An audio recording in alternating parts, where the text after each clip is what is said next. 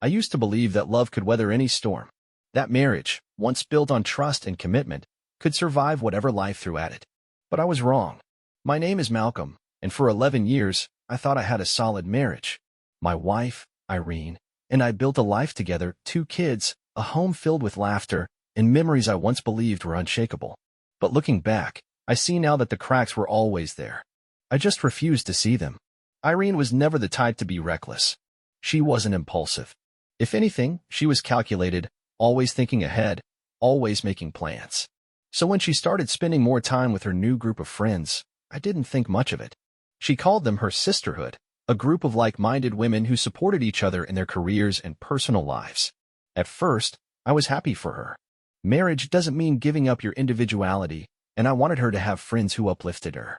But then, her language started changing. One night, as we sat on the couch, she sighed, swirling her wine glass, and said, "I feel like I've lost myself in this marriage." I frowned. "What do you mean?" She looked at me like I was the problem.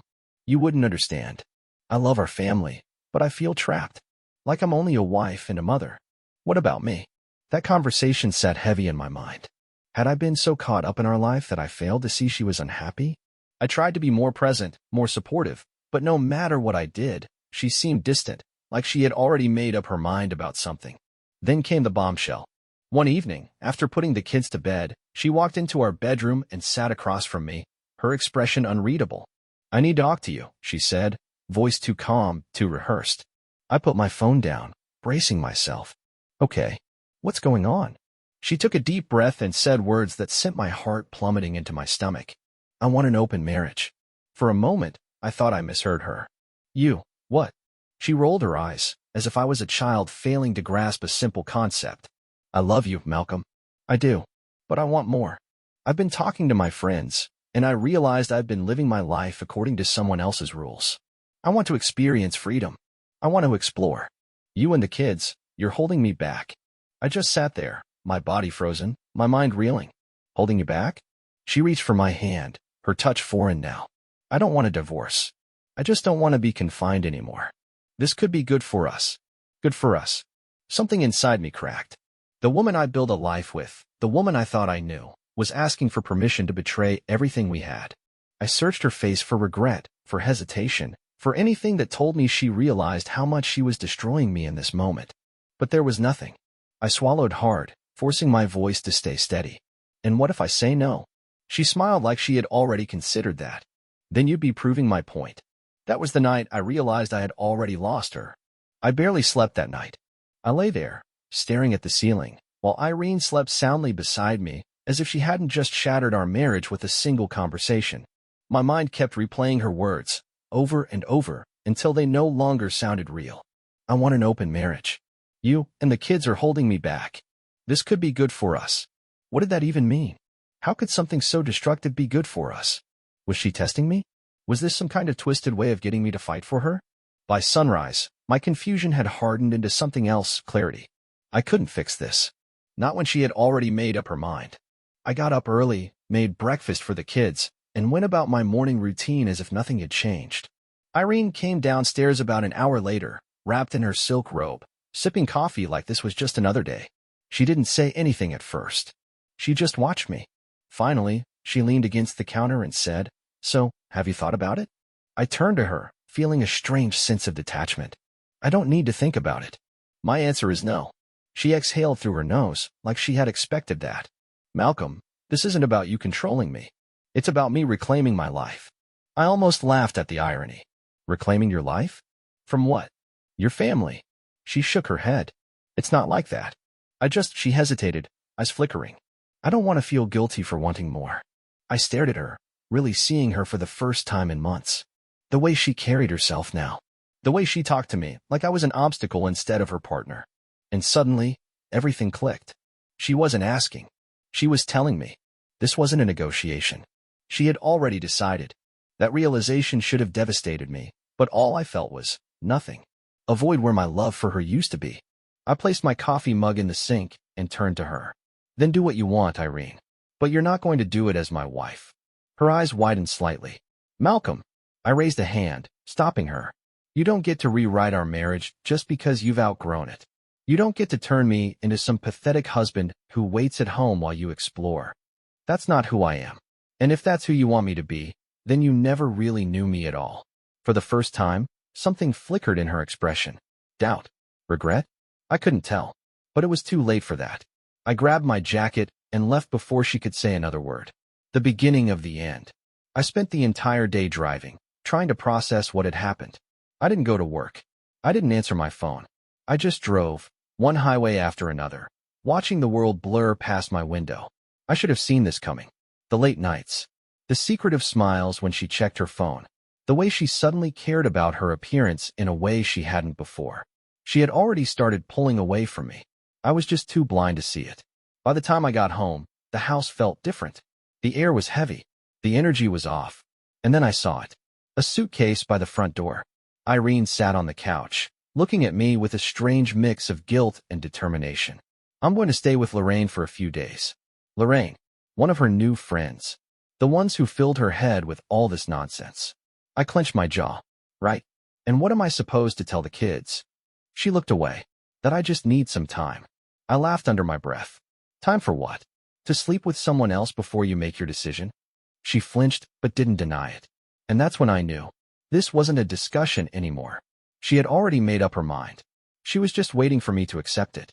I walked past her, grabbed the suitcase, and opened the front door. Her eyes widened. Malcolm. I didn't give her a chance to finish. I stepped outside, placed the suitcase on the porch, and turned back to her. If you need time, take all the time you want. But don't bother coming back. For the first time, real panic flashed in her eyes. You don't mean that. I stepped closer, lowering my voice. Irene, you've already left this marriage. I'm just making it official. She stared at me, lips parted, as if she had never considered this outcome. Like she thought I would just roll over and let her have it both ways. But she didn't know me as well as she thought. I turned and walked away, leaving her standing there. And just like that, our marriage ended. I closed the door behind me, but the silence inside the house was deafening. The kids were still asleep upstairs, oblivious to the fact that their mother had just walked out, willingly.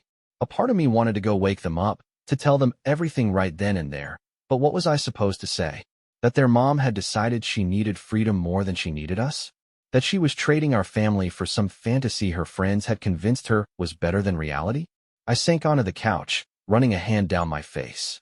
My mind was racing, but at the same time, it felt like it had completely shut down. Maybe this was for the best. If she wanted to leave, then I needed to let her go. But the thought of my kids waking up to find their mother gone made my chest tighten. They didn't deserve this. A few hours later, I heard little footsteps coming down the stairs. My daughter, Alara, rubbed her sleepy eyes as she stumbled into the living room. Daddy? Where's Mommy? I forced a smile, even though my stomach was in knots. She went to stay with a friend for a little while. Alara frowned. But why? I hesitated. What was I supposed to say? That she needed space? That she didn't want to be here anymore? How do you explain something like that to a 6-year-old? She just needed some time to think, I finally said. But don't worry, everything's going to be okay. She studied me with those big, innocent eyes, the ones she got from Irene. For a moment, I thought she was going to ask something else, but instead, she just nodded and curled up next to me on the couch. I held her close, trying to convince myself that I wasn't lying. By the time my son, Nolan, woke up, I had managed to pull myself together enough to act normal. Breakfast, cartoons, the usual weekend routine. I wanted to keep things as stable as possible for them, even if my entire world was unraveling. But stability was a lie. Irene wasn't just thinking. She had made her decision long before she ever told me. I found out later that afternoon. I was folding laundry when my phone buzzed. A text from one of our mutual friends, Damon. Hey man, I wasn't sure if I should say anything, but I just saw Irene at the Monarch with some guy. Thought you should know. The Monarch. A fancy hotel downtown. My fingers tightened around my phone as I read the message again, my stomach dropping. This wasn't about freedom. This wasn't about finding herself. She had already moved on. I didn't reply. Instead, I stood there for a long time, staring at the pile of clothes in front of me, feeling like the biggest idiot on the planet. Had she even been faithful before this? Or had I been living a lie for longer than I realized? I didn't want to believe it. I didn't want to accept that the woman I had loved for over a decade had become this. But the signs were all there, the distance, the secrecy, the sudden change in her personality. I had ignored them because I didn't want to see the truth. Now, I had no choice. I didn't storm over to the monarch. I didn't call her and demand answers. Instead, I waited. I wanted to see what she would do when she thought I didn't know. And sure enough, the next day, she texted me. "Hey, can we talk?" No apology. No explanation. Just a casual, almost indifferent request. I stared at the message for a long time before finally responding. "Come by whenever you're ready." And then, I waited for the real Irene to reveal herself. I spent the rest of the day in a fog, alternating between moments of seething anger and crushing disbelief. No matter how many times I replayed it in my head, I couldn't wrap my mind around it. Irene wasn't just considering an open marriage, she had already taken the first step. And now she wanted to talk. I had no idea what that meant. Was she expecting me to suddenly agree, now that she had gone ahead with it anyway? Was she going to act like this was normal, like I should be grateful she was being honest with me? I didn't know, but I was damn sure I was going to find out. By the time she pulled into the driveway that evening, the kids were playing in their rooms, oblivious to what was about to unfold downstairs. I sat at the kitchen table, watching through the window as she stepped out of her car. She looked exactly the same, perfectly put together, like a woman who had everything under control. But I saw it now. The way she had carefully detached herself. She wasn't coming back because she regretted anything. She was coming back because she wanted to win. She walked in like she still owned the place, dropping her bag onto the counter as if she hadn't been gone for over 24 hours without even checking on her kids. "Hey," she said, like we were about to discuss something as simple as dinner plans. I didn't respond right away. I just studied her, waiting for her to give herself away. She sighed, sitting across from me. "I know yesterday was a lot. I needed space to process everything." I let out a dry chuckle. "Is that what you were doing at the Monarch?" The second the words left my mouth, I saw it. A flicker of panic in her eyes. Quick, barely noticeable, but it was there. She covered it up fast. "I just needed somewhere to think." "Right?" I said, nodding slowly. "And you needed another man there to help you think, too?" Her jaw tightened. "I don't want to do this right now, Malcolm." I leaned forward, my voice calm. "Oh, I do want to do this, Irene. Because I want to hear it from you. I want you to sit here, in the home we built, and say it out loud. No more games. No more thinking. Tell me the truth." She hesitated. That was all the confirmation I needed. I shook my head, exhaling sharply. "Jesus. You really thought I was going to roll over and let this happen, didn't you? That's not what this is about." "Then what is this about?" I snapped. "Because from where I'm sitting, it sure as hell looks like you were already planning to screw around before you ever said a word to me." Her face hardened. "I never cheated on you, Malcolm. I was honest with you about what I wanted. That's more than a lot of people can say." I let out a bitter laugh. "Oh, so I should thank you for your honesty? Should I be grateful that instead of lying, you just decided to burn everything down in front of me?" She crossed her arms. "I'm not going to apologize for wanting something different." "No," I said, my voice dropping, "but you should apologize for tearing this family apart like it was nothing." Silence. For a split second, I thought I saw something crack in her. Some tiny sliver of regret buried beneath all that cold determination. But then she straightened her shoulders and said the words that made my blood run cold. "I was miserable, Malcolm, and I refuse to feel guilty about making a choice that makes me happy." I sat back, staring at her in disbelief. There it was. The truth. She wasn't confused. She wasn't lost. She had made a decision, and she didn't care who it hurt. I had spent the past 24 hours trying to figure out if there was a way to save this marriage, trying to understand where we had gone wrong. But now, I realized the truth. There was nothing left to save. I stood up, feeling something inside me finally snap into place. Not rage. Not despair. Just clarity. "Then go be happy, Irene," I said. "But you're not doing it here." She blinked. "What?" I gestured to the hallway. "Your stuff is already packed. It's in the guest room. Take whatever else you need, but you're done here." She stared at me like she couldn't believe what she was hearing. Like I was the one being unreasonable. "You're kicking me out?" I nodded. "Yeah, I am. You can't just." I cut her off. "I can. And I am." I took a step closer, lowering my voice. "You made your choice, Irene. Now you get to live with it." She opened her mouth, then closed it. I could see the wheels turning in her head, trying to figure out if there was a way to manipulate her way back in. But she had played all her cards. And she had lost. I turned and walked away, leaving her standing there. For the first time since this nightmare started, I felt something close to peace. I didn't stay to watch Irene pack up the rest of her things. I didn't need to. The second I told her she was done here, I saw the shift in her posture, the realization that, for once, she wasn't in control of the situation. She could argue, she could beg, she could try to manipulate me into rethinking everything, but it was too late for that. Instead of hovering over her like some pathetic husband begging for explanations, I did what any sane man would do in my position. I poured myself a drink, sat down in the living room, and listened as she moved through the house, deciding what was worth taking. It was almost comical. One moment, she wanted to live freely, without the weight of a husband or children holding her back. The next, she was carefully selecting what parts of our life together she still wanted to own. 15 minutes passed. Then 20.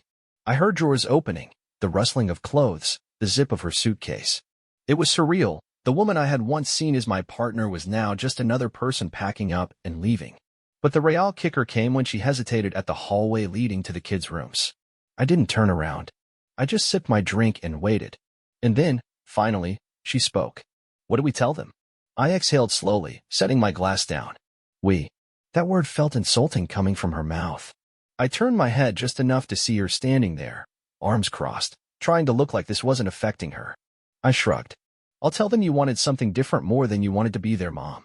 Her face twisted. That's not fair. I let out a short, humorless laugh. No, Irene. What's not fair is that you made this decision without thinking about how it would affect them. And now you want to act like we're some team trying to figure this out? She pressed her lips together, as if holding back an argument. But for once, she had nothing to say. So, I stood up, walked over to her, and made it simple. I'm not lying for you, I said. You want freedom? Fine. But don't expect me to clean up your mess. Her shoulders tensed, but she nodded. I'll be back to see them. Good, I said, but not here. She blinked. Excuse me. I leaned against the wall, arms crossed. You want to visit the kids? You can take them out somewhere. But you don't live here anymore. Now, she looked genuinely stunned. Malcolm. I cut her off. You said it yourself. This house, this life, it was holding you back, right? So, go. Be free. Her eyes flickered with something, anger, regret. I couldn't tell. Maybe a mix of both. But she didn't argue. Not anymore. She just nodded stiffly and went back to her suitcase. By the time she left, the house felt lighter. But that didn't mean the damage wasn't already done. That night, after putting the kids to bed, I sat at the kitchen table, staring at nothing. The house was quiet, too quiet. It wasn't like I missed her, but after spending over a decade with someone, their absence felt like a hollow space in the air. And yet, as much as it should have hurt, I felt something else. Relief. The weight of her constant dissatisfaction was gone. The pressure of trying to hold onto something that had already slipped away was gone. But then, the text started. At first, it was just Irene. We need to talk. Are you really serious about this? I don't understand why you're being so cold. I ignored them. She understood perfectly well. Then, her friends started chiming in. Lorraine, one of the ringleaders of her so-called sisterhood, decided to throw in her 2 cents. Malcolm, you're overreacting. You should respect Irene's journey of self-discovery. Self-discovery? Was that what we were calling cheating now? Then another one. Malcolm, you can't just throw away 11 years over one disagreement. Disagreement? They made it sound like we had argued over what to watch on TV. I didn't bother responding. What was the point? These weren't people who cared about me or the kids. They cared about validating Irene's choices. And it only got worse. By the following day, Irene had already changed her social media status to single. Not separated. Not complicated. Just single. Like those 11 years had been erased overnight. I knew it was stupid to care. Social media was fake. People posted the version of their lives they wanted others to believe. But then I saw it. A picture. Irene, sitting at an upscale bar, cocktail in hand, with a caption that made my stomach twist. New beginnings. No regrets. And just like that, I knew exactly who she had become. She was done pretending. So was I. The moment I saw that post, something inside me shifted. It wasn't anger, not the blinding, earth-shattering rage I probably should have felt. No, it was something colder. Sharper. It was understanding. I finally saw Irene for who she truly was. Not the woman I married. Not the mother of my children. Just another person who prioritized her own selfish desires over everything else. New beginnings. No regrets. That was all I needed to see. I didn't text her. I didn't call. I didn't throw my phone across the room like some broken man watching his world fall apart. No, I just sat there, staring at the screen, and let reality settle in. She had been gone long before she ever walked out that door. Now, I had to figure out how to rebuild my life without her. For the next few days, I focused on one thing: my kids. Irene might have been playing pretend on social media, but real life didn't stop for her self-discovery. Nolan had a soccer game. Alara had a school project. There were lunches to be packed, bedtime stories to be read, and a home that needed to function with or without her. And for the first time in a long time, the house felt stable. No more walking on eggshells. No more second-guessing myself, wondering what version of Irene I was going to get that day. Just me and the kids. And we were okay. Then, the inevitable happened. Irene showed up. It was a Saturday morning, and I had just finished making breakfast when the doorbell rang. I knew it was her before I even looked through the peephole. She stood on the porch, dressed a little too nicely for someone who just wanted to see her kids. She wasn't carrying a bag or anything that suggested she was here to be a mother. No, this wasn't about them. This was about her. I opened the door but didn't step aside. "What do you want, Irene?" She blinked, like she hadn't expected me to be so direct. "I came to see the kids." "Are you sure about that?" I folded my arms, leaning against the doorframe. "Because you haven't asked about them once since you left." Her jaw tensed.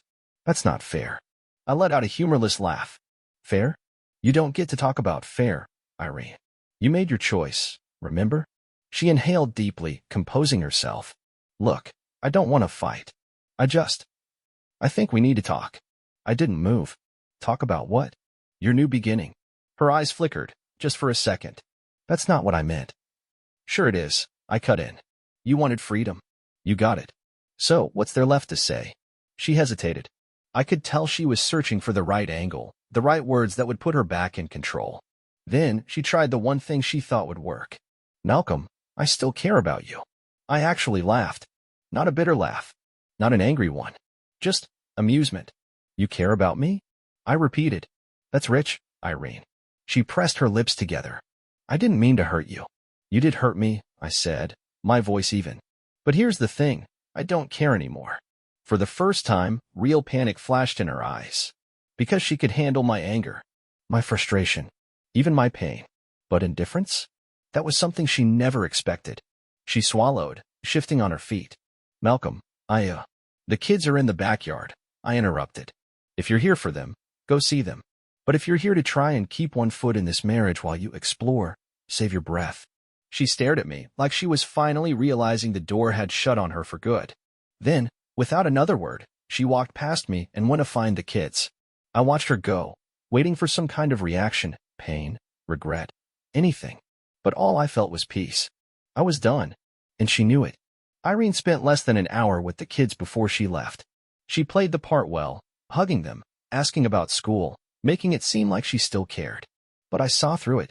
I watched from the kitchen as she faked her way through a conversation with Nolan about soccer, nodding and smiling like she had been there for his last game. But she hadn't. She had been at the Monarch, drinking cocktails and playing pretend while I picked up the pieces of our family. The worst part? The kids didn't even seem to notice how disconnected she was. Maybe they were too young to fully grasp what was happening, or maybe, deep down, they had already started adjusting to life without her. Either way, when she finally got up to leave, they didn't beg her to stay. And I think that scared her more than anything. She lingered at the door, looking at me like she expected me to say something. But I didn't. And when she finally walked out, I shut the door behind her without a second glance. That should have been the end of it. But of course, it wasn't. A few days later, the messages started again. This time, they weren't passive-aggressive texts about respecting her journey or seeing things from her perspective. No, this was different. "Can we meet? Just the two of us." I stared at the message, debating whether I should even bother responding. A month ago, I would have jumped at the chance. I would have clung to the idea that maybe she was coming back to her senses, that maybe she regretted everything and wanted to fix what she had broken. But now, I was just curious to see how she would try to spin this. So, against my better judgment, I agreed. We met at a small cafe near downtown. Not one of our places, just a neutral space where I could hear her out without giving her the satisfaction of being somewhere familiar. She was already there when I arrived, sipping a latte, her hair styled perfectly, her outfit carefully curated to look effortless. It was almost impressive how quickly she had transitioned into this new version of herself. Like our life together had been nothing more than a phase she had outgrown. I sat down across from her, waiting for her to speak first. She hesitated. "I wasn't sure if you'd come." I shrugged. "I wasn't sure either." She let out a breath, tapping her fingers against her cup. "Malcolm, I know things have been messy, but I don't want us to be enemies." I raised an eyebrow. "Enemies?" She nodded. "I just think, maybe we could find a way to be in each other's lives without all this tension." I leaned back in my chair, studying her. "And by tension, you mean me not approving of you sleeping with other people while still expecting to be my wife?" She flinched. "That's not fair." "Stop saying that," I interrupted. "You keep acting like I'm the one being unreasonable. Like I should have just gone along with whatever new rules you decided to set for this marriage." She folded her arms. "People change, Malcolm." "Yeah," I said. "They do. And sometimes, they turn into people they don't even recognize anymore." Silence.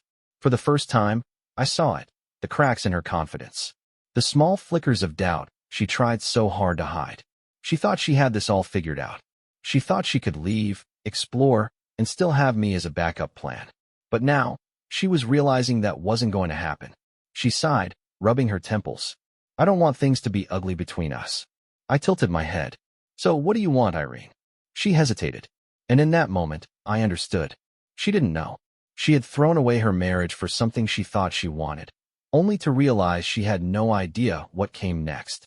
She had convinced herself that leaving me was the key to her happiness. But now, she was standing on the other side of that decision, looking back at what she had walked away from. And for the first time, she was afraid. But that wasn't my problem anymore. I finished my coffee, stood up, and grabbed my keys. "I hope you find whatever it is you're looking for, Irene. But don't expect me to wait around while you figure it out." Her eyes widened slightly. "Malcolm." I shook my head. "We're done. For real this time." And with that, I walked away. And for the first time in a long time, I felt free. Walking away from that cafe should have felt like the final chapter, the closing of a book I never wanted to read again. And in a way, it was. But endings aren't always clean. They don't wrap up neatly with a single conversation or a dramatic realization. Sometimes, endings stretch out over weeks, over months. They linger in the quiet spaces of your life, in the moments you least expect. And for a while, that's exactly what happened. Irene didn't stop trying to contact me. First, it was casual messages, things that sounded innocent enough on the surface. "Hey, did Nolan ever finish that science project? I was thinking about picking up a Lara this weekend. Let me know what works." She was careful at first, pretending this was just about the kids. But I wasn't stupid. I knew what she was doing. And sure enough, after a few weeks, the messages started shifting. "I miss talking to you. I hope we can find a way to be friends. Do you ever think about what we had?" That one almost made me laugh. Because, of course, I thought about it. I thought about the nights we spent on the couch, tangled up in each other, whispering about the future. I thought about the way she used to look at me, back when we were younger, back when she still saw me as her partner instead of her obstacle. I thought about the family we built, the home we shared, the little moments that made up an entire life together. But then I remembered how easily she had thrown it all away, how she had looked me in the eyes and told me I was holding her back. And just like that, I didn't miss it anymore. A few months passed. Irene moved into a small apartment across town, a place that was hers and hers alone.